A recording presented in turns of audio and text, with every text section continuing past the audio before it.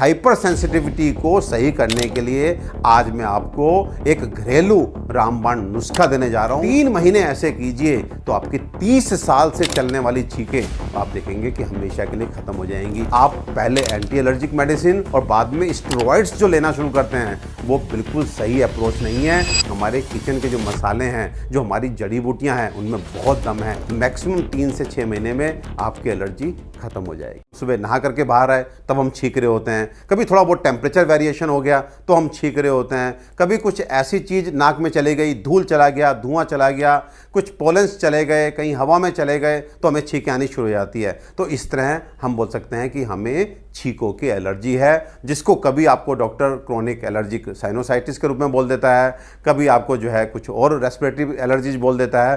तो इन सब से बचने के लिए, यानी आपके रेस्पिरेटरी सिस्टम की हाइपर सेंसिटिविटी को सही करने के लिए आज मैं आपको एक घरेलू रामबाण नुस्खा देने जा रहा हूं। नोट कीजिए, आपको लेना है काली मिर्च, जो आपकी अपनी किचन का आइटम है, 50 ग्राम।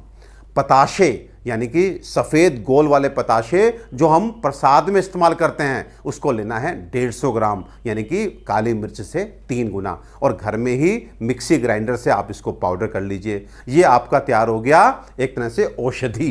अब आपको इसको औषधि को सेवन किसके साथ करना है? हल्दी वाले दूध के साथ। अब हल्दी का दूध बनाने का तरीका क्या है? आप 1 कप दूध लेंगे, 1 कप पानी लेंगे और 1/4 चम्मच हल्दी आपके अपनी किचन की जो आप सब्जी बनाने में इस्तेमाल करते हैं वही उसमें डालेंगे और लगभग 4 मिनट के लिए उस दूध को उबालेंगे, जिससे 2 कप का वो मिश्रण 1 कप रह जाए।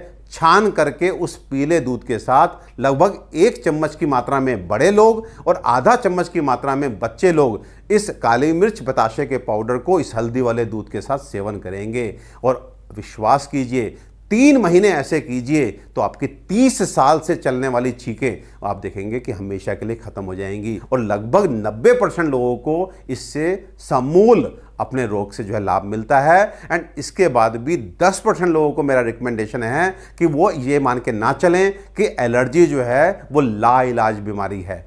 10% लोग जिनकी एलर्जी ठीक नहीं है वो किसी अपने एरिया के आयुर्वेदिक चिकित्सक से मिलें। हमारे पास एलर्जी ठीक करने की बहुत ही कामयाब औषधियां हैं। तो आप अपनी बीमारी को लाइलाज समझ करके आप पहले एंटी एलर्जिक मेडिसिन और बाद में स्टेरॉइड्स जो लेना शुरू करते हैं वो बिल्कुल सही अप्रोच नहीं है। उस अप्रोच से बाहर आइए, अपनी प्राकृतिक जड़ी बूटियों को अपनाइए। ये प्राकृतिक जड़ी बूटियां आपके क्रोनिक साइनोसाइटिस को, आपके क्रोनिक थ्रोट इन्फेक्शंस को, रिकरेंट थ्रोट इन्फेक्शंस को, आपके बार बार होने वाले टॉन्सिल्स को ठीक करने में पूर्ण रूप से कैपेबल हैं। हमारे किचन के जो मसाले हैं, जो हमारी जड़ी बूटियां हैं, उनमें बहुत दम है। तो अपने इस तरह की बीमारी को लाइलाज समझ करके लगातार केमिकल मेडिसिन को शरीर में मत डालिए।